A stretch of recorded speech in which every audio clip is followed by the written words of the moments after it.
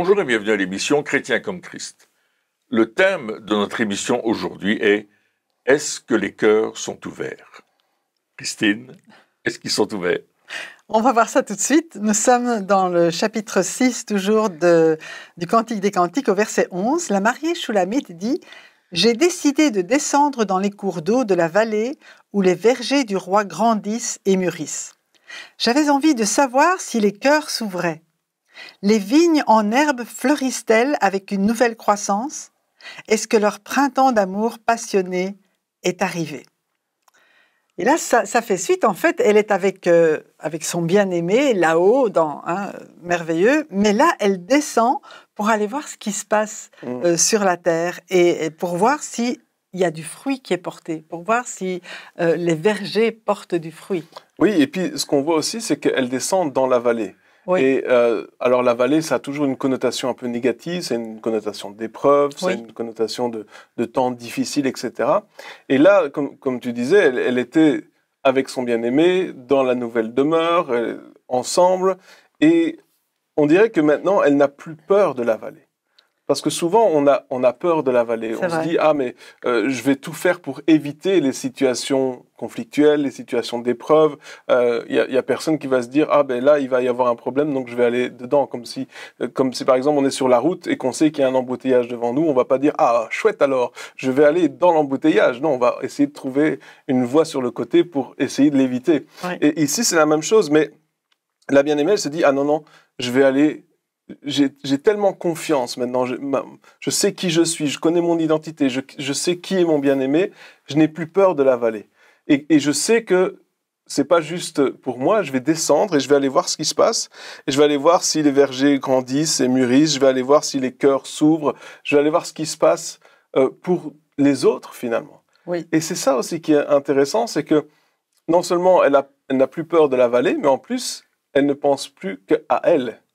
Elle se dit maintenant, je vais penser aux autres et je vais aller voir si ça s'ouvre. Et si ça ne s'ouvre pas, qu'est-ce que je peux faire aussi, surtout, pour que ça s'ouvre. Donc, il y a vraiment un changement de mentalité qui s'est fait. Mais il y a tout à fait un changement assez extraordinaire qui s'est passé par là, parce qu'elle a décidé de vivre différemment de ce qu'elle vivait avant, à cause de cette confiance, cette foi qu'elle a mis maintenant dans son bien-aimé. Et elle sait que si elle va dans la vallée, il est avec lui, c'est sa vallée, c'est là qu'il se passe quelque chose. Et elle a tellement de force en elle qu'elle va non seulement y aller pour voir ce qui s'y passe, mais surtout pour toucher les cœurs.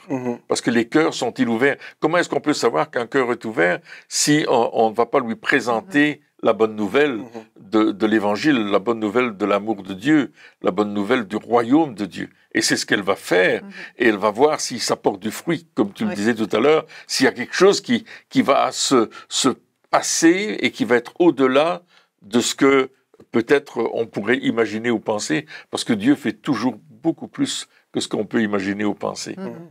Et ce cœur à cœur avec son bien-aimé, en fait, le désir de son bien-aimé, c'est que ça porte du fruit aussi dans la vallée. Donc, elle a capté le désir du bien-aimé, et puis elle va voir, elle va vraiment recevoir ce même désir et cette même curiosité, mais c'est plus qu'une curiosité, parce qu'elle termine en disant, est-ce que leur printemps d'amour passionné est arrivé?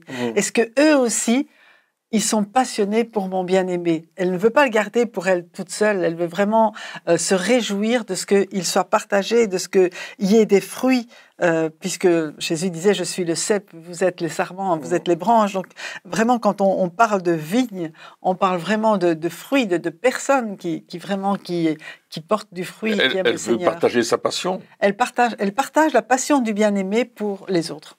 Oui, et puis aussi, elle a changé son regard sur la vallée. C'est-à-dire que on disait avant, la vallée, ça effraie, on a peur de l'épreuve, etc. Et puis on a une connotation négative en se disant mais si je passe par une épreuve, c'est pas bon pour moi parce que je vais souffrir, je vais avoir du mal, etc. Mais ici, elle voit ce qui se passe vraiment dans la vallée. C'est-à-dire, le but dans une épreuve, c'est quoi?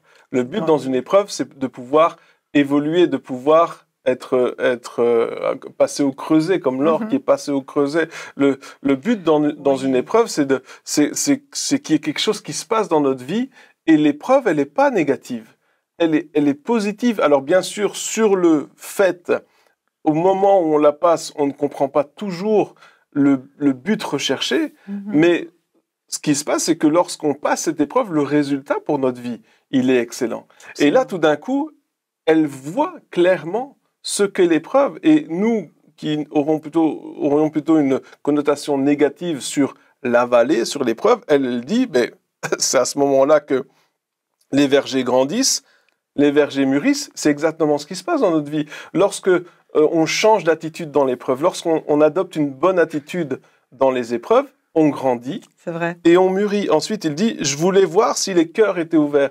Pareil, lorsque tout va bien, des fois, on peut être fermé à ce que Dieu veut nous dire. Mais lorsqu'on est face à un mur, lorsqu'on est face à une grande difficulté, à ce moment-là, ben, peut-être on résiste pendant tout un temps, et puis à un certain moment, on s'abandonne en disant, OK, Seigneur, je pense que j'ai essayé mes solutions, ça n'a pas fonctionné, maintenant je suis ouvert à tes solutions. Et c'est ce qui arrive. Est-ce que les cœurs sont ouverts?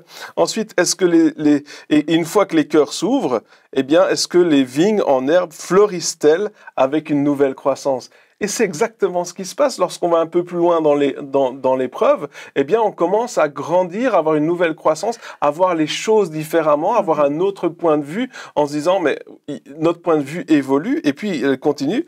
Et enfin, est-ce que leur printemps d'amour passionné est arrivé?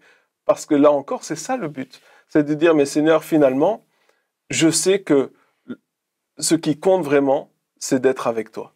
Peu importe ce qui se passe, quelque part, je veux être avec toi. Et elle se dit, est-ce qu'ils ont compris ça? Est-ce qu'ils en sont aussi arrivés à la même conclusion que le principal, c'est d'être avec lui? Et tant qu'on est dans l'épreuve, et je pense qu'on passe tous par des épreuves, et tant qu'on a une mauvaise attitude, tant qu'on se dit, ah mais Seigneur, pourquoi tu permets ça? On a toujours des choses comme ça. Pourquoi, Seigneur, tu m'en veux? T'aimes les autres et pas moi, etc. Et on fait de Dieu notre ennemi, alors qu'au fait, il est notre ami, donc on a une mauvaise attitude. Et donc, qu'est-ce qui se passe? On tourne en rond dans l'épreuve, encore et encore, comme le peuple d'Israël dans le désert, parce qu'ils n'avaient pas compris, jusqu'au moment où il y a un changement d'attitude, et là, il y a une évolution qui se fait. Et même si on ne le voit pas tout de suite, c'est à ce moment-là on commence à réussir l'épreuve. C'est à ce moment-là qu'on commence à passer l'épreuve. Ouais. Et elle se dit, OK, moi, je suis arrivé à cette conclusion-là, je suis passé par des moments difficiles, ça m'a aidé à me rapprocher de mon bien-aimé.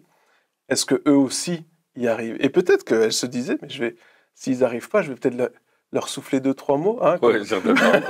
Comme si c'était un professeur qui aidait pour un contrôle, hein, une interrogation, je vais leur souffler un petit peu en disant, est-ce que tu ferais pas ça? et c'est ça qui se passe. Et le fait qu'elle est passée par là aussi, elle peut mieux les comprendre. Et il y a une chose... Vraiment, ce verset, les vignes en herbe fleurissent-elles avec une nouvelle croissance? Et parfois, quand on vit cette épreuve, on a l'impression que c'est fini, c'est tout, on est arrivé au bout, on n'en peut plus, etc. Et en fait, on réalise après que c'est juste un palier pour redémarrer quelque chose, peut-être quelque chose de nouveau aussi dans notre vie chrétienne. Et ça me fait penser au texte que tu citais tout à l'heure, que le Père et le vigneron, nous sommes... le sarment, et Jésus est le cep. Et puis le vigneron, il va couper. Oui. Et c'est une épreuve pour la vigne, quelque part. Hein, parce qu'on coupe quand même dans les branches. Mais le but, c'est qu'il y ait du beau fruit. Ouais. Et l'épreuve, à un certain moment, si nous la regardons comme un sujet de joie parfaite, hein, c'est ce que nous dit une des épîtres, il y a quelque chose qui va changer.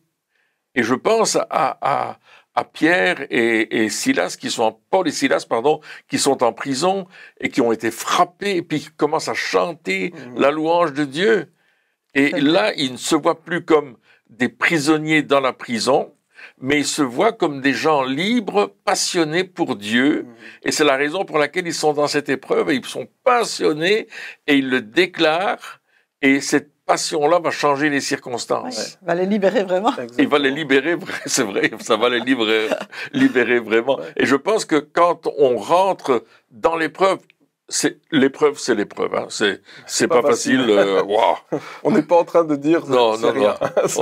Mais à un certain moment, on va changer notre mentalité et dire, OK, je vais me réjouir, je vais croire que Dieu fait au-delà de ce que se passe ici, qui fait les choses encore mieux, qu'il y a un but à cela.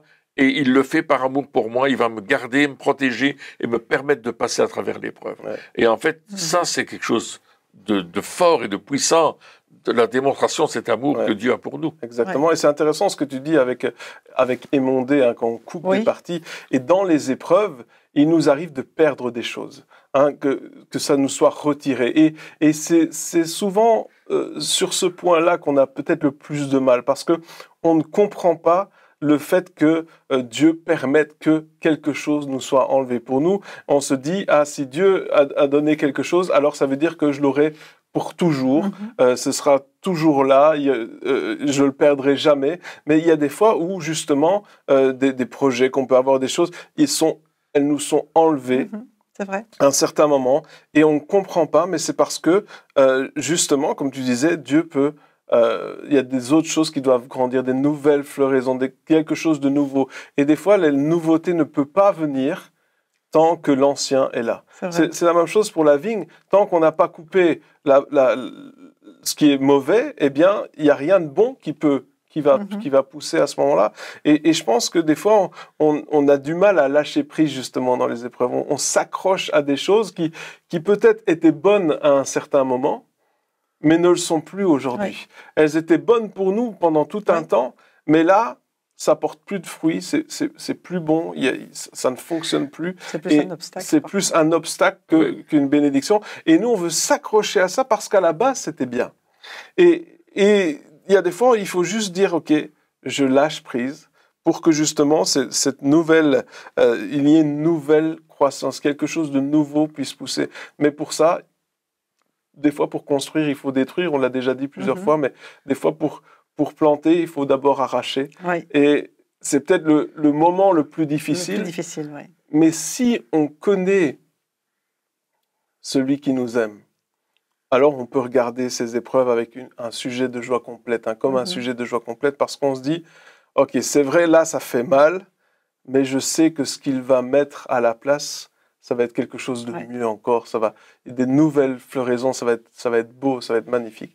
Et c'est ça que Dieu, il a pour nous. Ouais. Mais je pense que c'est bien ici, dans ce récit, en tout cas, la Sunamite, elle est là parce qu'elle est déjà passée par là et parce qu'elle veut aider ceux qui passent par là.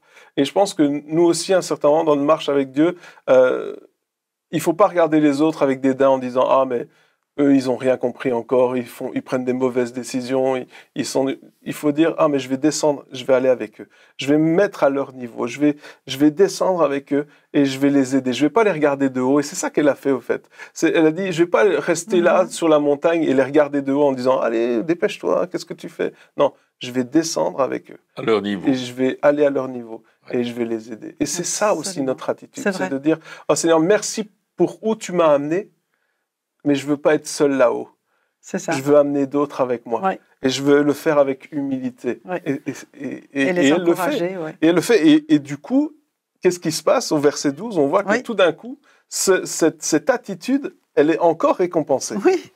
Puis soudain, mes désirs m'ont transporté. Mon désir divin m'a amené à côté de mon prince bien-aimé, assise avec lui sur son char royal. Nous avons été élevés ensemble. Et c'est vrai, on voit, elle s'est abaissée elle-même pour descendre dans la vallée, et puis lui, de nouveau, il l'élève. Donc c'est vraiment quelque part un va-et-vient sur la montagne, dans la vallée, sur la montagne, dans la vallée. Celui qui s'abaisse sera élevé. Absolument. Oui. Donc il y a vraiment cette idée aussi. Hein. Oui, il y a un texte que Christine avait mentionné dans Colossiens chapitre 3, à partir du verset 1. « Si donc vous êtes ressuscités avec Christ, cherchez les choses d'en haut, où Christ est assis à la droite de Dieu. Affectionnez-vous aux choses d'en haut et non à celles qui sont sur la terre. Car vous êtes morts et votre vie est cachée en Christ, en Dieu. Quand Christ, votre vie, paraîtra, alors vous paraîtrez aussi avec lui dans la gloire. » On est assis avec lui sur le char royal. C'est extraordinaire. Tout à fait. Tout à fait. Et pendant qu'on parlait aussi sur le verset précédent qui rejoint celui-là, j'avais vraiment ce psaume 23. Quand je marche dans la vallée de l'ombre de la mort, on parle d'une épreuve, c'est aussi une mort quelque part dans notre vie. Je ne crains aucun mal, car tu es avec moi, ta houlette et ton bâton me rassurent. Donc, c'est important de savoir que dans la vallée où on perd quelque chose, il y a quelque chose qui doit mourir en nous, mais on n'a rien à craindre. Et peut-être ici, elle est venue leur dire justement, mais il y a un après.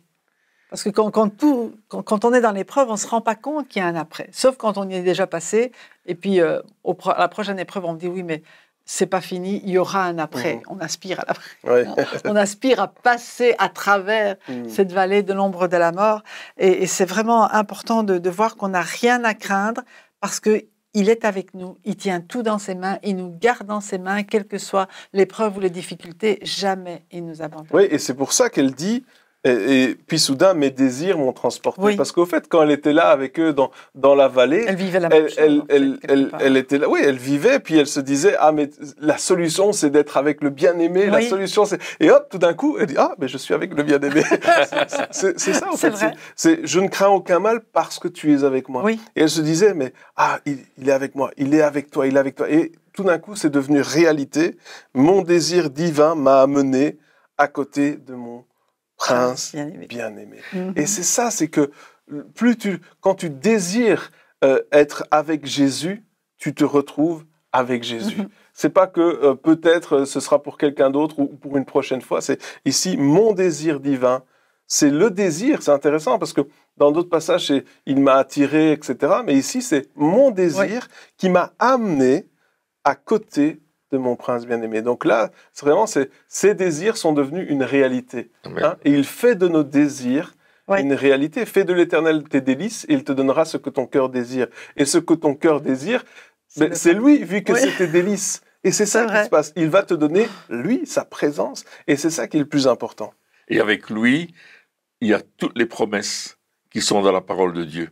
Toutes les promesses qui nous disent qu'il répond à nos prières, qu'il est avec nous à chaque moment, qu'il nous accompagne, qu'il est là, qu'il fait partie intégrante de notre vie et que nous faisons partie intégrante de la sienne.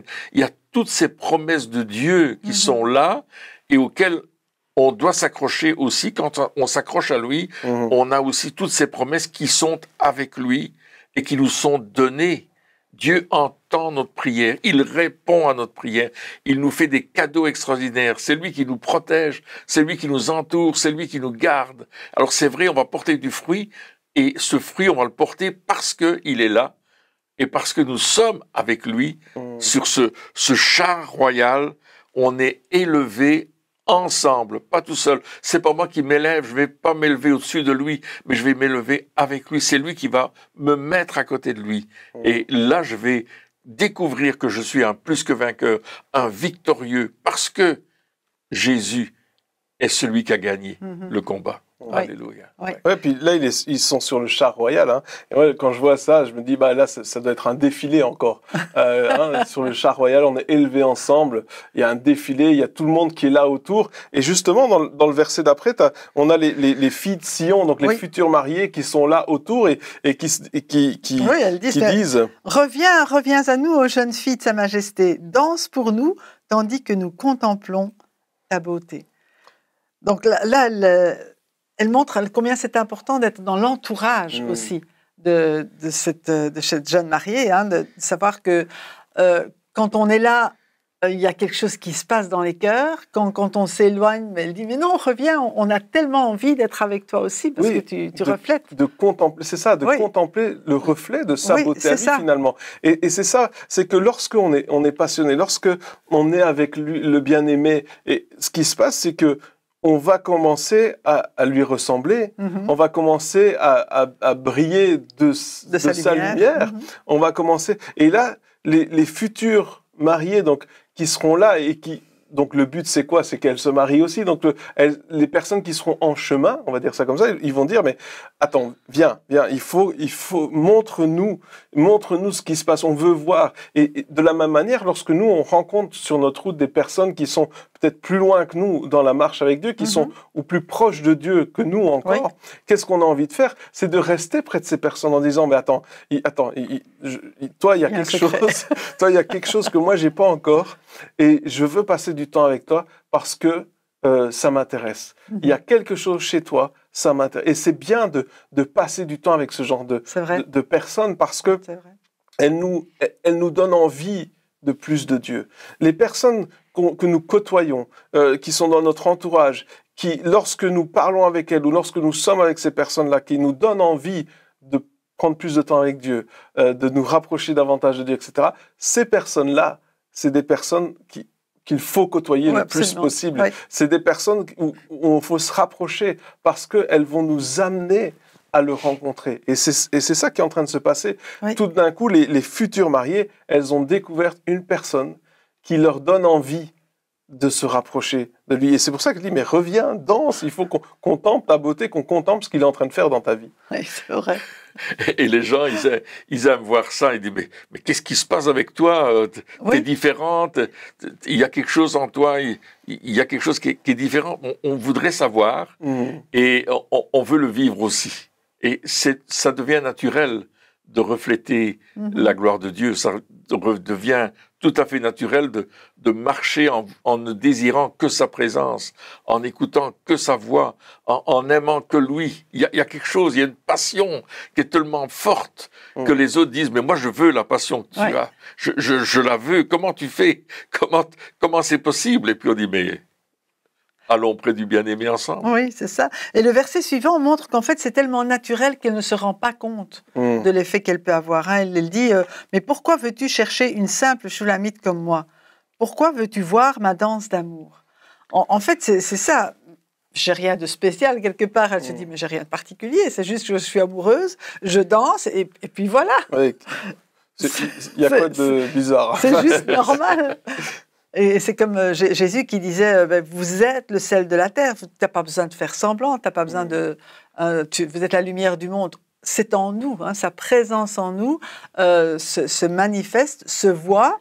Et on parlait de Moïse tout à l'heure. Moïse n'a rien fait quelque part. C'est pas lui qui a fait quoi que ce soit pour ça. Il est dans la présence de Dieu. Oui, mais je veux dire dans la présence de Dieu, mais c'est les autres qui ont vu. Et de la même manière...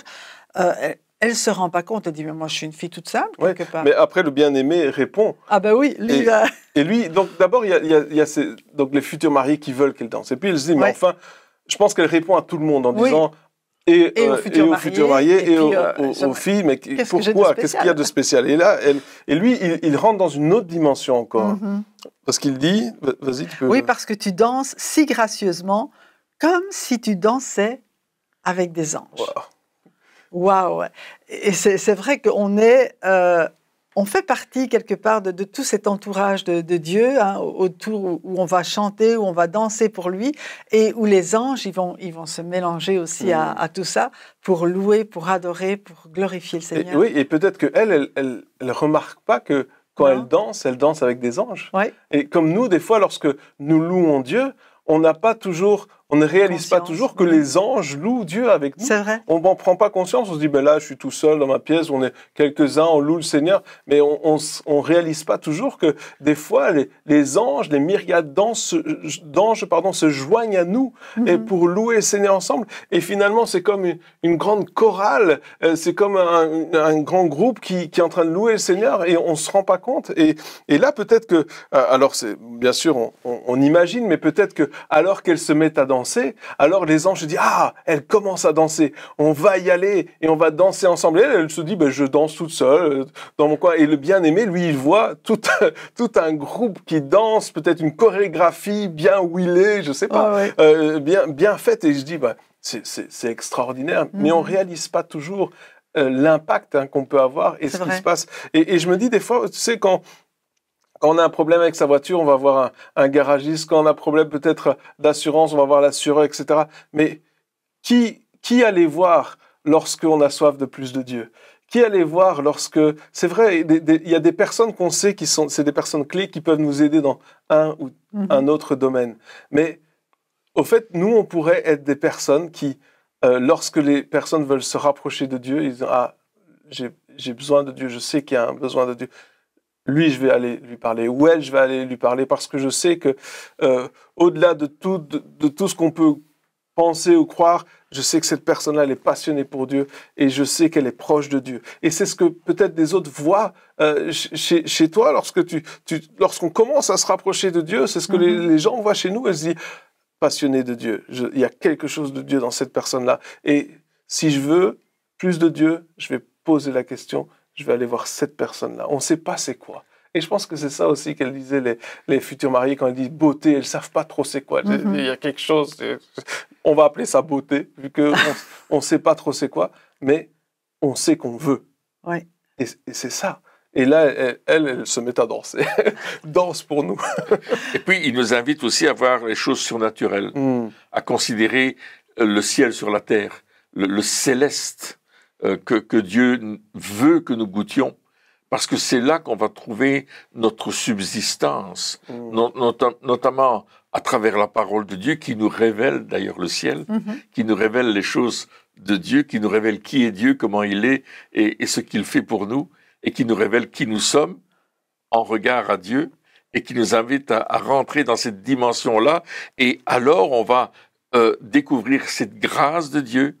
On va non seulement la découvrir, mais ça va nous faire danser gracieusement, parce que nous sommes dans la grâce, et on va être là, et comme tu disais, les anges vont être avec nous. Et ce verset qui dit qu'il y a beaucoup de joie dans le ciel lorsqu'il y a un pécheur qui se repent. Ça veut dire qu'il y a vraiment cette communion, il y a quelque chose qui se passe quand quelqu'un ouvre son cœur, comme on l'a dit tout à l'heure, pour rentrer dans la dimension céleste. Et là, il y a une joie extraordinaire au ciel. Ouais. C'est vrai que le mot gracieusement, il y a le mot grâce, et ça veut dire que c'est pas seulement, c'est la grâce de Dieu, mais qui lui a été communiquée pour qu'elle aussi communique la grâce. Donc, même sa danse, je vais dire, est une danse qui est non seulement gracieuse dans le sens qu'elle est belle, mais c'est, comme tu disais tout à l'heure, c'est pas une danse qui, regardez comme je dansais bien. C'est vraiment une danse qui invite, je vais dire, à s'approcher de Dieu, qui invite à être plus proche de lui. Oui, et puis elle est vraiment poussée à danser. Oui. Et qu'est-ce qui se passe dans une vie pour qu'on soit poussé, parce que la danse, c'est quand même, c'est quelque chose d'extérieur. Alors il y a des gens qui le font facilement, d'autres qui sont plus réservés. Mais qu'est-ce qui se passe dans sa vie pour que il y ait ce désir de danser? Et je pense que c'est ce qui se passe lorsque Dieu il fait les choses en nous. Il nous pousse à la danse, il nous pousse à exprimer quelque part avec notre corps aussi tout l'amour que nous avons pour lui. Mais c'est son œuvre dans notre vie, et cette œuvre, elle est parfaite en nous. Absolument. Eh bien, chers amis, merci encore de nous avoir suivis pour cette émission. Et puis, on se retrouve très bientôt pour la suite. Au revoir.